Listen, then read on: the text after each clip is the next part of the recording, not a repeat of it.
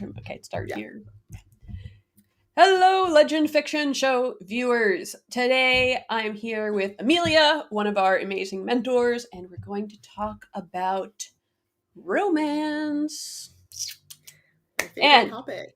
Yes, this came up because I have not historically read a whole lot of romance. Usually the romance I read is in another genre. But Amelia started getting me into romance, and then I got on TikTok and they started getting me into romance. So I've started reading it and I had some strong reactions. And so Amelia and I are going to talk about romance. And so I would say, first of all, Amelia, why do you think romance is important as a genre, especially for Christian authors to pay attention to? Well, I think that marriage in general, I mean, it's one of the three pillars of, not a career, but a path that you can take. You can become single, you can be part of the, religious life, or you can be married. And so I think that marriage and being in a partnership and building a family are such important parts of being human that I think that it's such a fascinating topic to look into and play with and kind of build and understand. And I think it's like a relationship but deeper, and exploring that is really, really great. Mm-hmm. And I think for Catholics, I mean, romance might even be the greatest genre because God is a family. God is a romance, right? You've got Father, Son, Holy Spirit. We're working towards a marriage between Christ and his church. That's a romance. The Bible is a romance. So I think that we need to stop brushing this off as oh, that's just a silly genre for teenage girls or whatever. This is so critical. The self-giving, life-giving love between two people is beautiful and very Christian, and something we really need to start embracing, I think. No, I totally agree. And I feel like romance is a great way to play with characters. It's a genre that really is very character focused and character based. And I think that whether you're a female or a male writer, you don't have to be only romance because you're a woman. Your romance just might be a little bit different if you're a man. I'm thinking of Die Hard, where he's he's trying to save his marriage, and then he ends up fighting bad guys and saving his his wife, and proving to her hey, I want to make this work. I want to fight and prove this in a very masculine adventure way. But you could argue that Die Hard's kind of a romance. There's a lot of other movies that are similar where it's kind of a romance. One that you were talking. Die Hard is a Christmas romance. It's this short of being a Hallmark movie, a Hallmark Christmas. Oh my gosh. Yes, I totally agree. And I think that's actually, I would argue that that's what makes Die Hard different from every other action movie, and why I connect with Die Hard so much is because I'm not just rooting for him to take out Alan Rickman. I'm rooting for him to save his marriage. That is the heart and soul, and that's why I got so pissed off when they got divorced 3 movies later. I'm oh my gosh, I was so freaking angry. You have no idea how angry I was. But anyway, I digress. I mean, you think about movies like James Bond, everyone's oh, he's such a player, but it's yeah, he's such a player, but in every movie there's a romance. You're which female person is he going to get with this time? Is it going to be the villain female? Is it going to be the other agent female? Is it going to be the damsel in distress? Every single James Bond is a romance as well. Which I think again is why James Bond stands out, is because there's that depth of heart. You see who James Bond really is when he's with a woman. Yeah, totally agree. When he's in a position where he can either, use somebody else or give himself to somebody else, what is he going to choose? And I think that that's one of the powerful things about a romance, whether it's a healthy romance or a toxic romance. Which, speaking of toxic romances, ah! Speaking of toxic relationships, I made you read a shifter novel, which is why we're here today. Well, I'm just to give y'all a background on this, right? So people said every author needs to be on TikTok. So I was like, okay. And I got on TikTok. And then I was like, I wonder what's popular on TikTok. So I started looking for different books that I could read, and I found this one called A Court of Thorns and Roses, which everyone was talking about this book on TikTok. So I started to read this book, and then at the same time, Amelia dared me to read this shifter novel. So I was reading both of these things at the same time, and yeah, different reactions to both books, shall we say. Um, but it struck me just how big, first of all, romance is as a genre on TikTok. Just, I don't think I realized how many millions of women like just get over their head into these things and will eat these books like candy. And Yeah, Amelia, it's you know, because you've been at it longer than I have. So. yeah. Well, as I mentioned, I don't know what other genres are out there. All I know is romance. Although sometimes I wonder if some of the books I read are romance. I just finished a book recently which I was going to recommend to you. Off screen, so I'll just recommend it now. It's called The Spell for Lost Things, and it's about a young girl who lives in LA, and her mother, she finds out her mother had a twin sister who died. And Ooh. the whole book is about how it's basically kind of a they go to Salem, and it's all kind of like a witchy, like kind of that crystal witch type stuff. I think she described it as kitchen witch, Mhm. but it's sort of a romance because the girl meets this orphan boy who's, trying to find his mom, and so then they connect, and like she's trying to find her out about her past that she never was told about, and he's trying to find his past.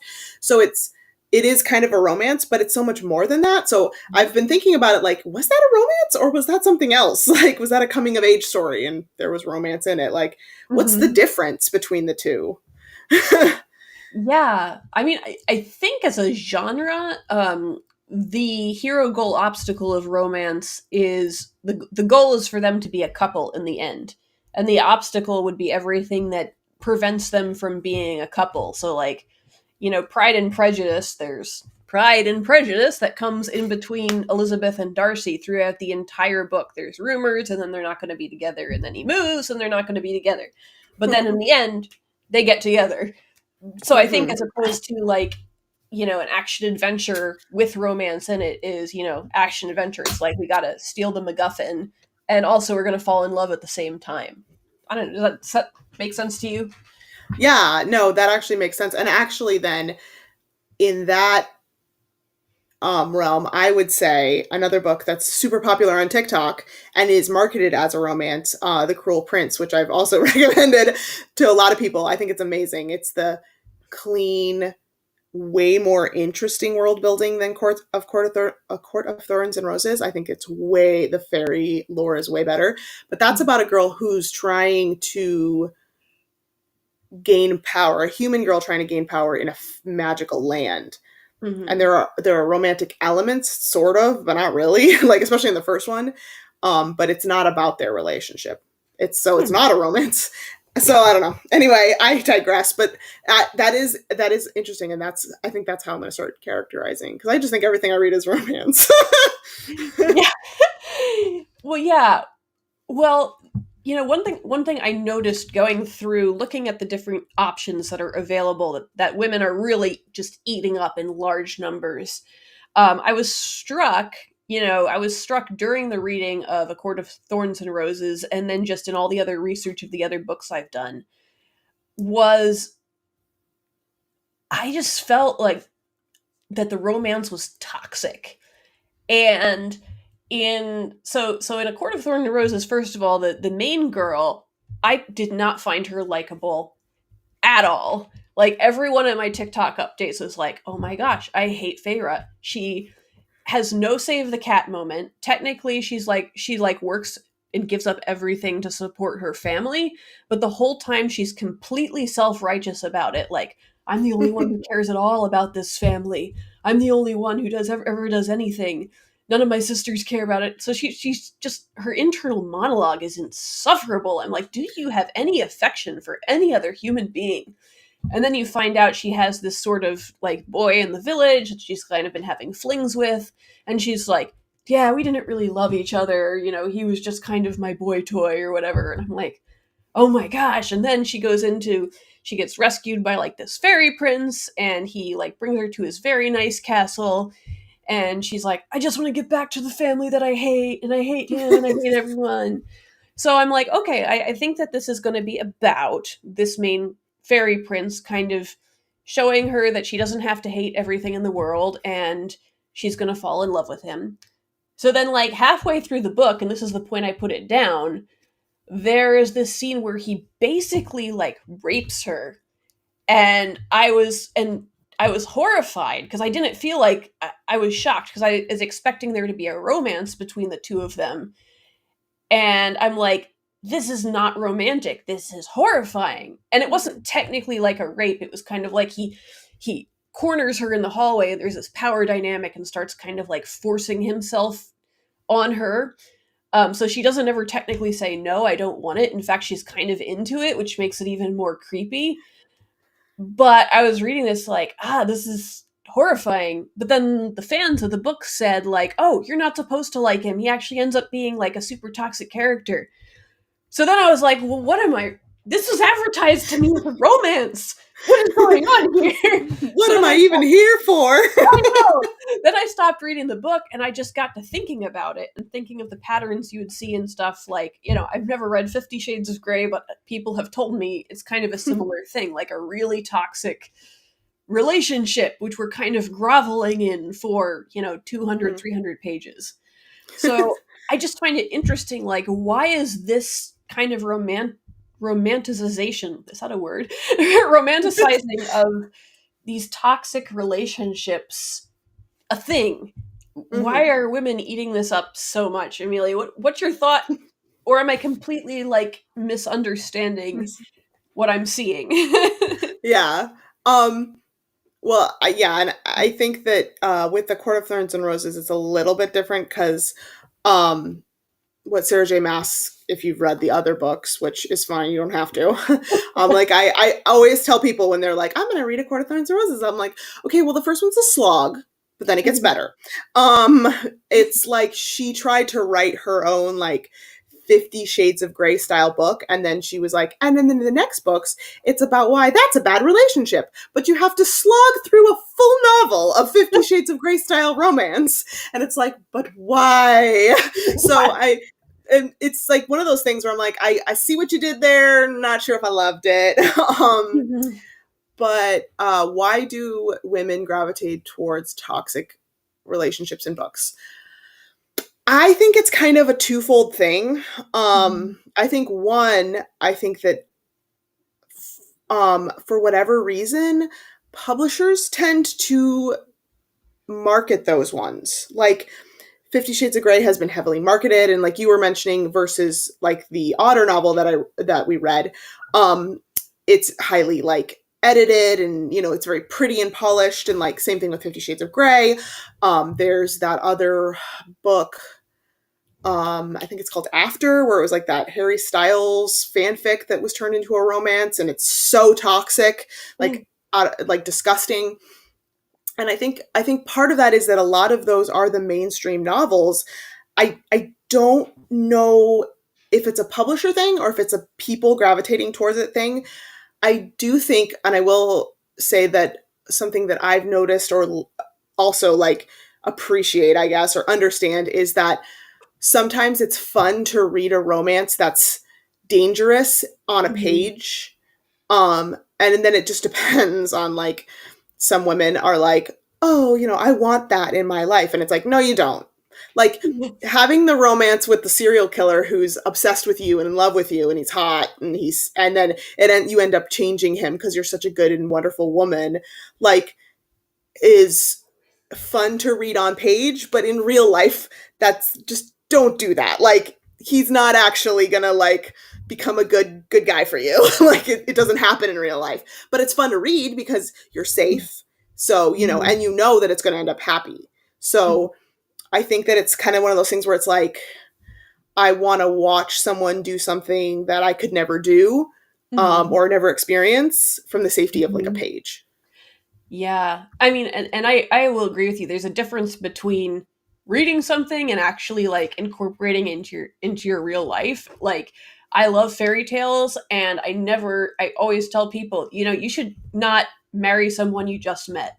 That's like every single fairy tale, and they get married at the end. And I'm like, oh, this is so cute. But then, like in real life, no, you need to make sure you get to know this person, right? So we're able to kind of make that distinction, right? Mm-hmm. And I do think there's something like one thing that struck me about Akotar is the fact that and goes into Twilight as well too, is that you have a supernatural being who's obsessed with this girl, Mm-hmm. who's just a normal human girl. And I think that there's something in a creepy, unhealthy way like that women like about the idea that somebody like that could be so obsessed with them that they would not be able to resist, the urge to have sex with them, which is Mm-hmm. really creepy and very unhealthy. But there's something appealing about I am just that desirable as a person. And I'm like, yeah, it's nice to be desired, but his desire for you should never be stronger than his respect for you in a real healthy Yeah. romance. Yeah, and I think that comes down to like that primal need that like everyone wants, where it's like I just want to be needed. Like I just want to be Right. wanted. I want to be like treasured. I Mhm. want those feelings. I want to have someone who has those feelings towards me. And I think that the idea that he's so in love with me, he can barely restrain himself, and he treasures me so much, it's like hard for him to breathe when I'm around him, those types of like that, it like it stirs up in people this feeling of like being wanted, like to the extreme. And I think that again, it's like the safety of a book, and you get to Mhm. really experience in the person's head.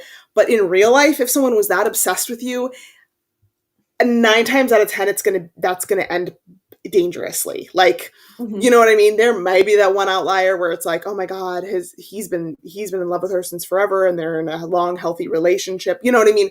But most of the time, when someone is that obsessed with you, there's something wrong with, like, someone has a mental disorder that they need to go to a therapist for before they commit to somebody. Or like, what abusers will do is they'll, you know, where did you go? It's like, did you go out with him? And then later, he'll apologize. Oh, I'm so sorry. I shouldn't have questioned you. I should have trusted you. I just love you so much. I can't stand the idea of you talking to any other men.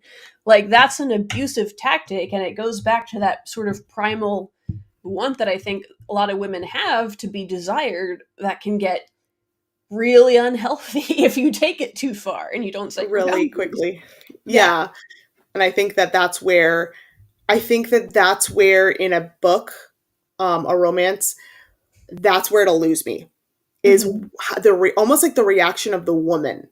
Mhm. So, an example of a book that I read that I absolutely like, I saw what she did but didn't love it, was this book about this girl who decided she was grew up in purity culture and decided she wanted to lose her virginity to the guy she was in love with. And so I Mhm. was like, interesting, topic to broach. Let me see what you Mhm. did. And she spends the whole book talking about how she wants to be free and get drunk and smoke weed because she's never done those things because she's been in a super Christian environment. And the guy that she's the hero of the story, the hero, was ultimately the obstacle, because he was so obsessed with her and possessive that he wouldn't let her get drunk. He wouldn't let her go out dancing. Mhm. He wouldn't let her smoke weed. Like, and which are all like bad things. And like, Yeah. on page, you're like, oh, well, he's such a good guy because he's protecting her.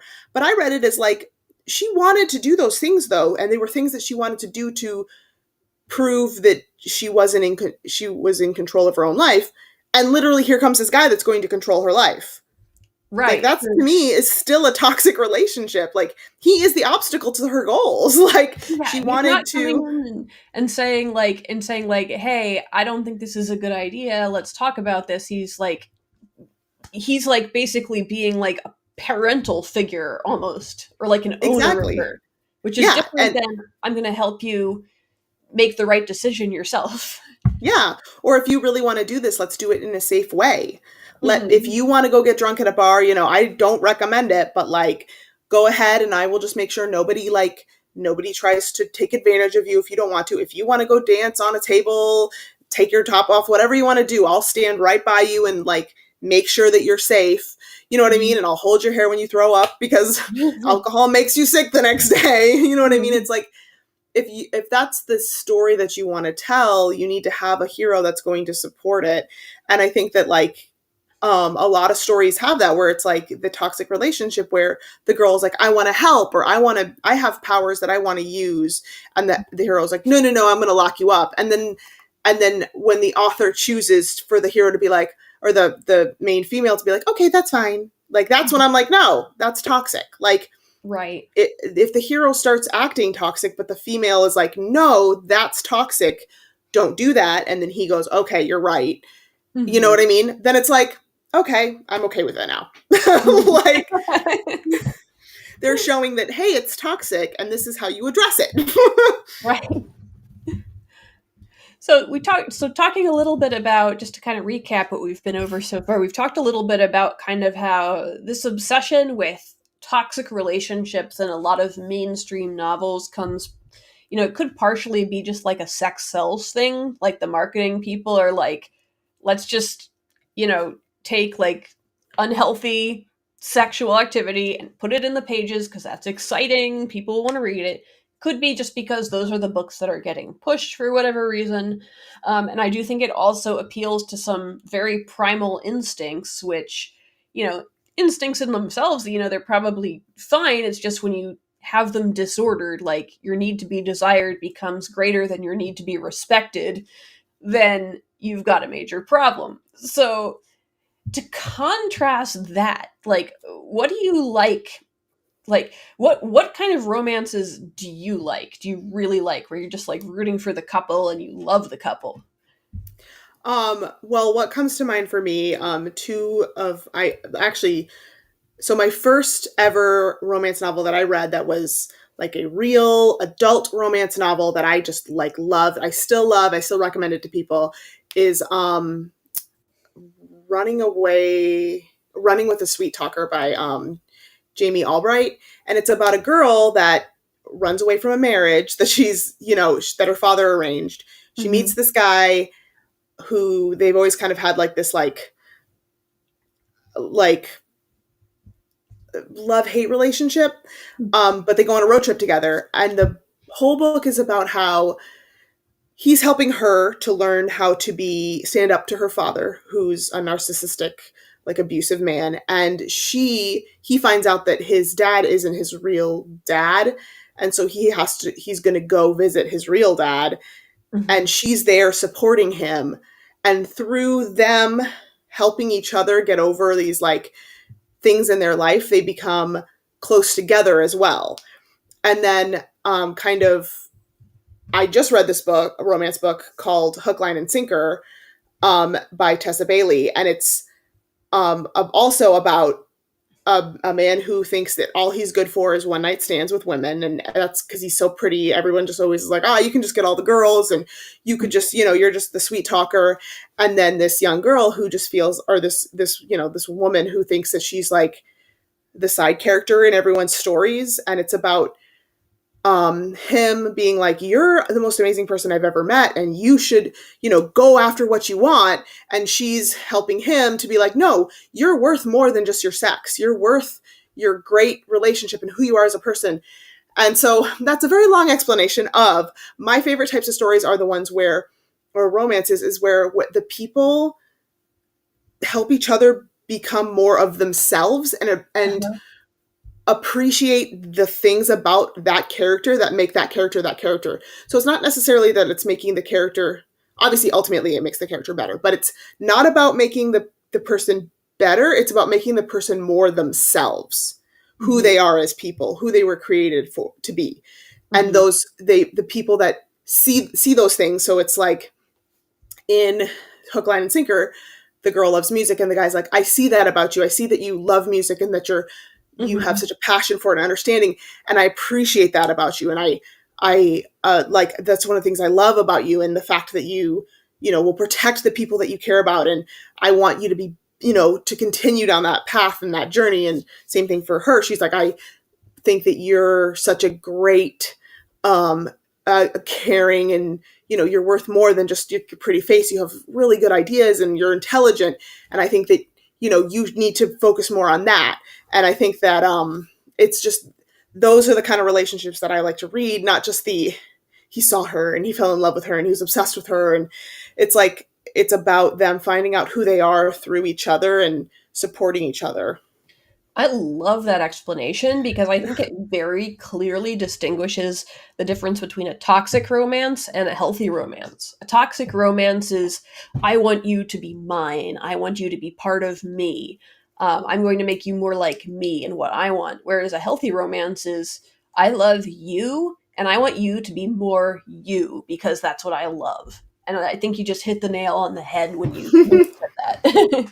And I think like a I keep coming back to Pride and Prejudice, but I think there's a reason that that remains like the classic example of a great romance is because they both have these flaws that are in the title and those flaws come between them, but then they in the end they have to help each other get past his pride and her prejudice and then they become truly who they were meant to be.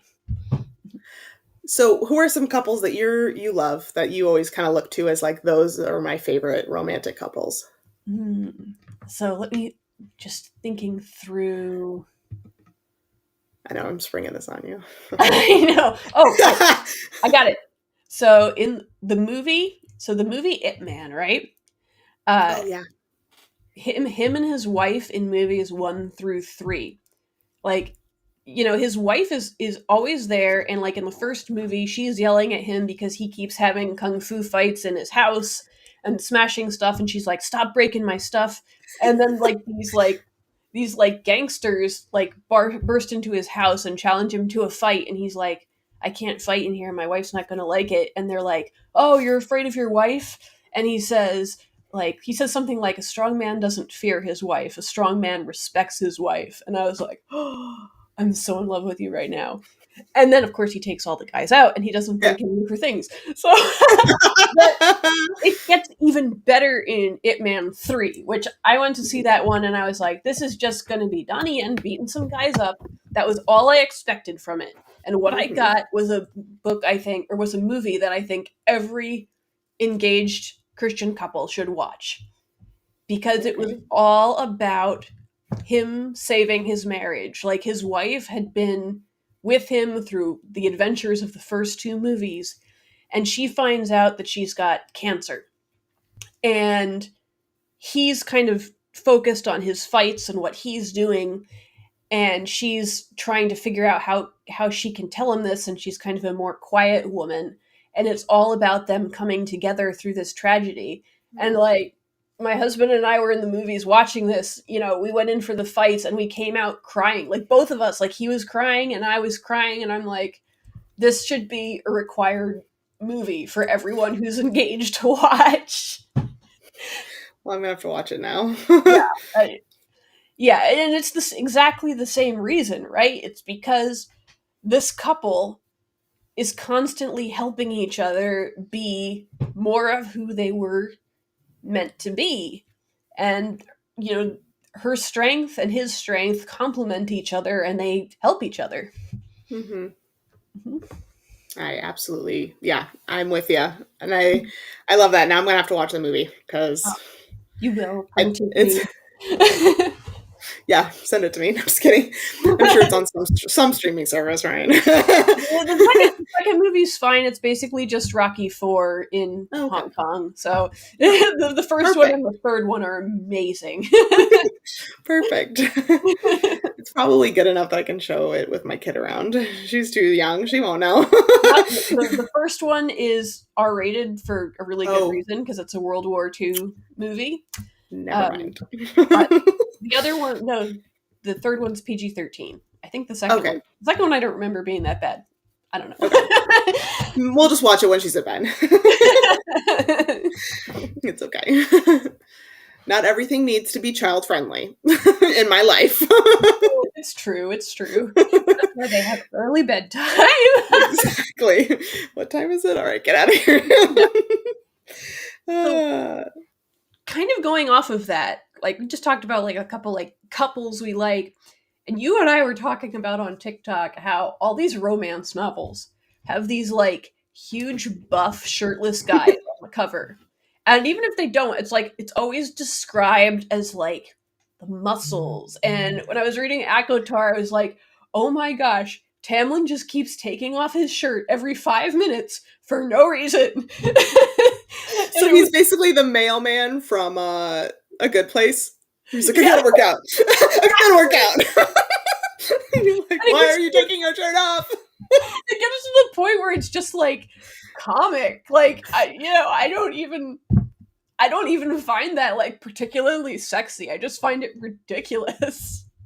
And you and I were both saying like neither of us, and obviously we're two women when half the world's population is women, right?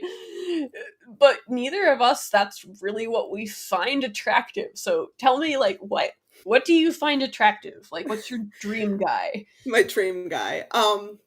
If it doesn't look Well, you don't describe him exactly like Andrew, I'm going to tell Andrew. he knows.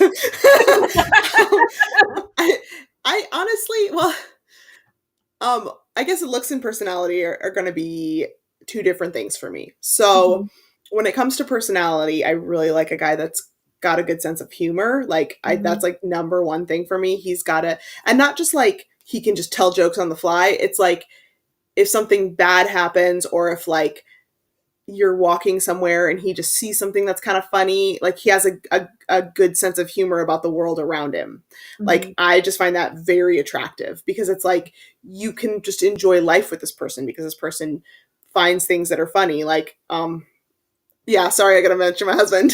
One of the things that I think drew us together so well is that we can go anywhere and just be like, oh my gosh, did that person over there just trip? Like, shouldn't be mhm, laughing at that, but like, did you notice that? Yeah, or mhm, like, like, or just like, there's just funniness in the world around us, and we appreciate it together. And I think sense of humor, in general, I always tell people like, if your husband or partner doesn't get your sense of humor, you're never gonna have a long term relationship. mhm, So sense of humor. Um, I think that like for me, what also is really sexy is like a guy who has a really good friend has really good male friendships. Like it's always mhm, been something that's been really like I just find really attractive because it's like it's not just about how he treats the women in his life or the girl in his life. It's about how he treats his friends and like mhm, how they're like they're like how his relationships, how he builds those relationships that are non-romantic to me is very very attractive. um so that's kind of my real world. Although I will be honest, I do have a guilty pleasure of loving like the bad boy, the the Draco Malfoys of the world. I'd rather have a Draco than a Ron, which is like the opposite of what I just described. But like in a novel, I do love a guy that's like a little bit broken, like a little mhm, bit like has like some sort of like family or insecurity issues that like and that kind of darker like kind of struggles with being a good or a bad person and hates himself, and that I just like that. mhm. I know it's not like in the real world I would never want that, but in a book I like it And because that's it's safe. totally okay. Like if you can, as long as you're able to make the separation, then we're good. Right. Yeah, and then looks wise, I don't know if I mentioned this to you or Andrew, but I was telling him I was like I hate it, and I don't know why, but in books all the time I'll read the V shape on the guy's stomach. Like he was so cut that he had like the V shape at the end of his like, and I don't know why, but I'm like, ugh. like, like, okay. um, like and the chiseled jaw. I don't know what it is about the chiseled jaw, but all I can think of is like the crimson chin. I'm like, I don't want a square headed man. Like, it's fine, and some girls love it.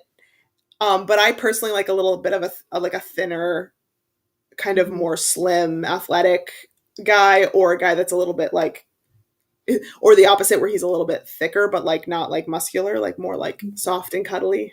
mhm, Um, and then for whatever reason in books, facial hair, if it's like obsessed upon, like, oh, his big scratchy beard, blah blah blah. I'm like, ooh, like I don't know. I'm like, okay, we went there, alrighty. But a lot of it in books for me, I think just in general, when they start obsessing too much about how the person looks, I'm just kind of turned off. I'm like, I'd rather just picture how I want to picture him.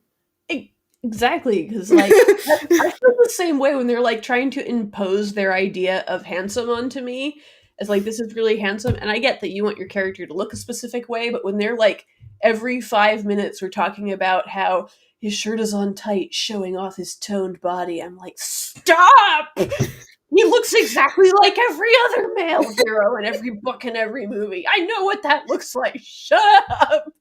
Yeah, right? Why? Why can't we have a thicker hero? I just want a guy with a beer belly, okay? And I don't want it to be sexualized. I just want it to be cozy. You want a dad bod Thor? Yeah, yes. I've never been into Hemsworth until he rolled up in that dad bod. I was like, yeah, I get it now. I just love that they did that. That was just great. Oh What my about god. you? Yeah, so for me, personality wise, and here's the weird thing. I don't know if this happens to other girls, but this happens to me. If a guy has a really attractive personality, his physical appearance will morph to be extremely sexy to me. Like, Mm-hmm. I mean, obviously there's limits to that, right? So if there's like Can't be too ugly. Just kidding. if there's some extreme unattractiveness toward him, or if there's like a guy who's like a total jerk, but I can still look at him aesthetically and be like, yes, you are handsome. You're a scumbag, and I will never date you, but you are very good looking. Like there's extremes to this, but like for your average guy, I should say for your average Joe, because that's who I married. You know, like the personality will actually morph how handsome I see that person as.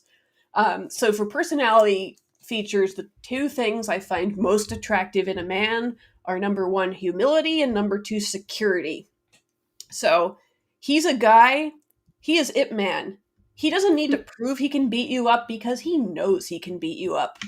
He doesn't need to prove to those thugs who burst into his house that he doesn't fear his wife because he knows he doesn't fear his wife. He doesn't need to prove anything to anybody. Um, and I just find that incredibly attractive and also incredibly rare. Like, how Mm-hmm. many guys do you find like that? You know? Yeah.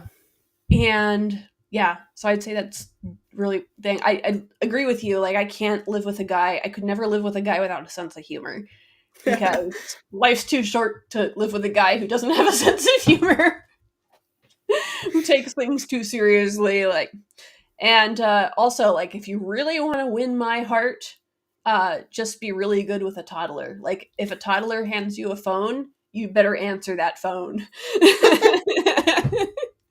Like, you can be the most average guy in the world, but if you start being cute and playing with a toddler, I will be madly in love with you. It's the what do they call it? The bandit effect. I Yeah. didn't know this, but apparently a lot of people were like, "Oh, Bandit from Bluey is like really like attractive." I'm like, "He's a cartoon dog." You know what? Let's not forget that.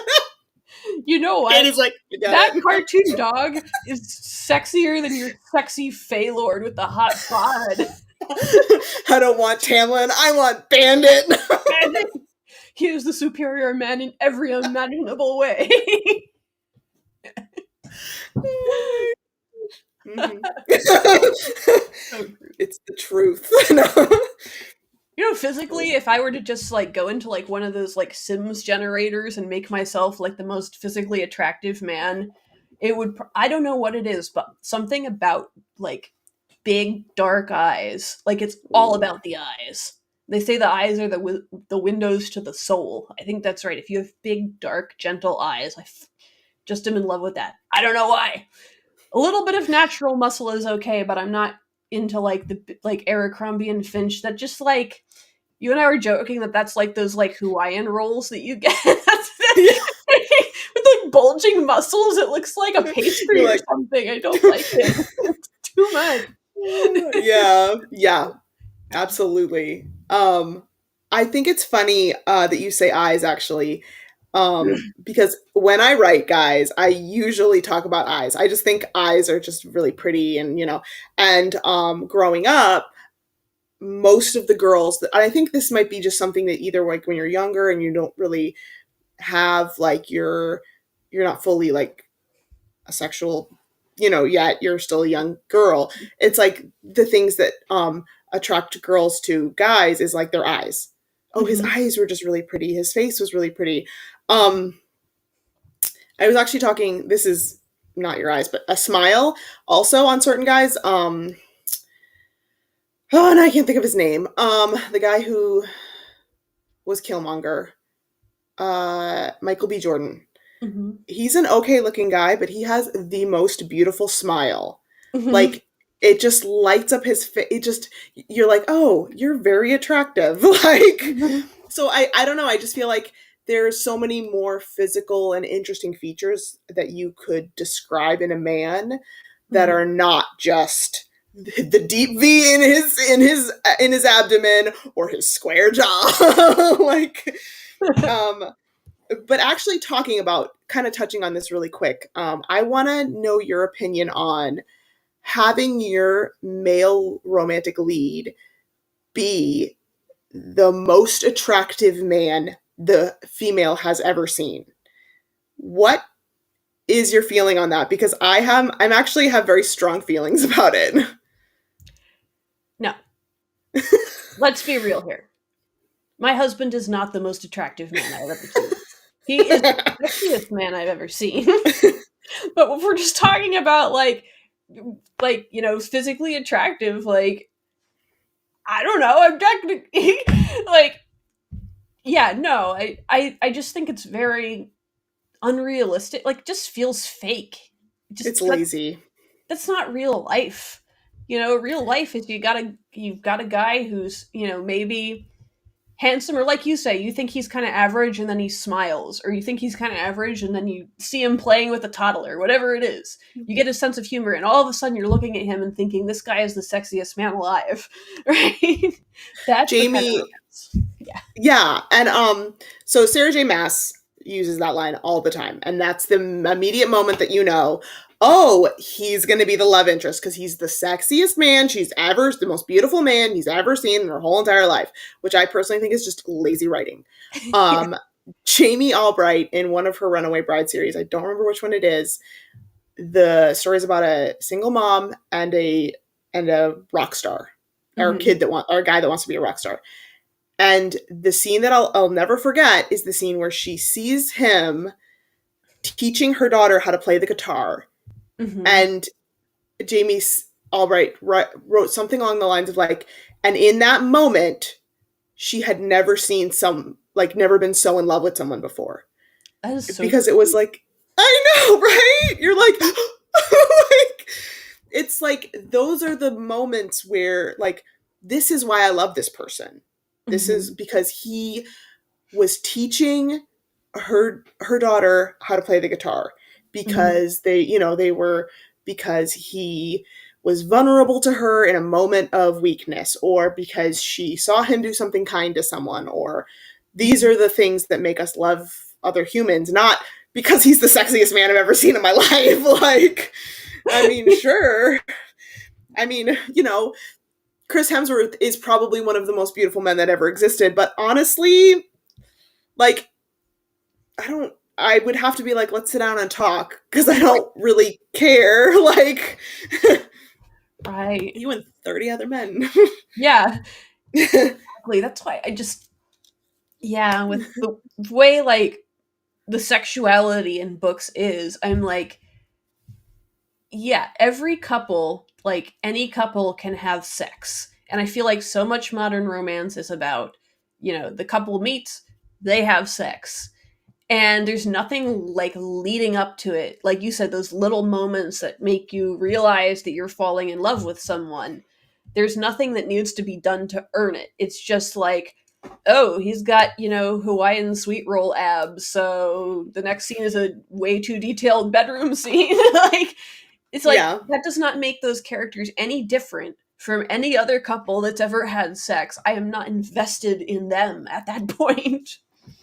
Yeah, and I think that there are a lot of really good romances that do that, Mhm. that do have the couples, building that relationship and building that ness together. But I just feel like the popular ones are not like that, and I Mhm. don't know why that is. Mhm. Um, and I always try to encourage people when we're doing our writers groups and stuff is like like don't try to be like everybody else or try to make your characters bland and make them different and interesting, like Mhm. play with those ideas. Like I don't want to read another story with a bland Farah Mhm. complaining about everybody. Like I've read Farah in several books. Farah is just the girl from Christian Grey. Farah is just Bella Swan from Twilight. Like Mhm. I just read this Peter Pan retelling in Mhm. Oregon, and I was super excited about it because we're from Oregon. And literally, it was like chapter 2 or 3. The Wendy character, is complaining because her best friend is the party girl that is the only reason she ever goes out, and all she ever wants to do is just be inside and read a book, which is fine. But I have read that character a million times. Why are you Mhm. even friends with this other girl? You don't even like her, and you just find her annoying because she just tries to pull you out of your comfort zone. And it's like, I'd rather hear about the girl that wants to experience life, to be honest, than the Right. sad sack that wants to lock herself in the room. Like I feel it, like for me to like a character, they need to have some love or affection for someone. Like you can have like a dark character who's cold because of abuse of their past, but give me one person or one incident that I can see they care about someone or something. yeah, and I think a great contrast between Farah is Katniss from the Hunger Mhm. Games, Mhm. because she's from a poor family.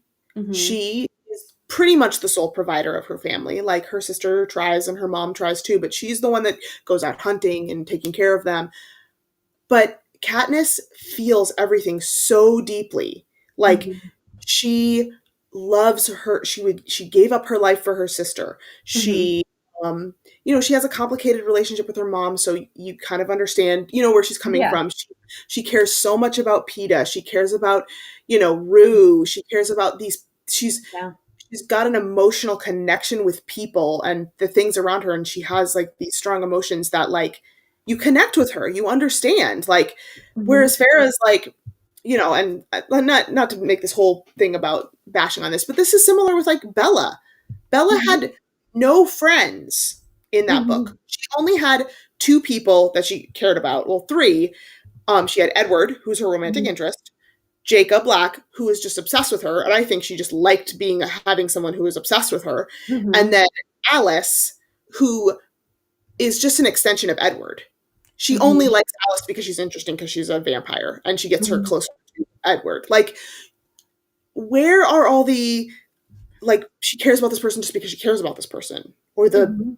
moments that are, I mean, I guess you could argue that Bella and her dad, and that's like the only parts that are redeeming. Like, Yeah, it's like I feel like if you swapped Feyre into Katniss, she'd be like, "Oh my gosh, I got to give up my life for my sister. I'll do it, but she doesn't deserve it." Like, yes. right?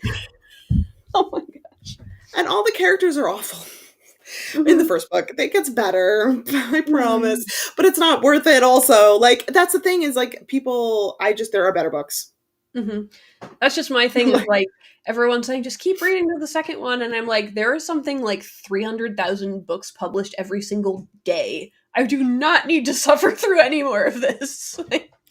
Yeah. And that's why I was like, read The Cruel Prince. It's way better. And if that's what you're wanting to read, if that's not what you're wanting to read, I have like Mhm. 60 other recommendations that you can read that are not that.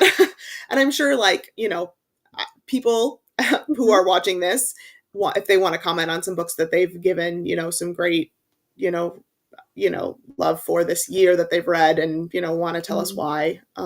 Great characters. Those are, to me, what makes a romance great is the characters. Mhm. um, and like I said, and I know you've mentioned this too. It's the characters are the reason you stay for a book, Hmm. regardless of what the story is about. Like, Hmm. it's going to be the characters.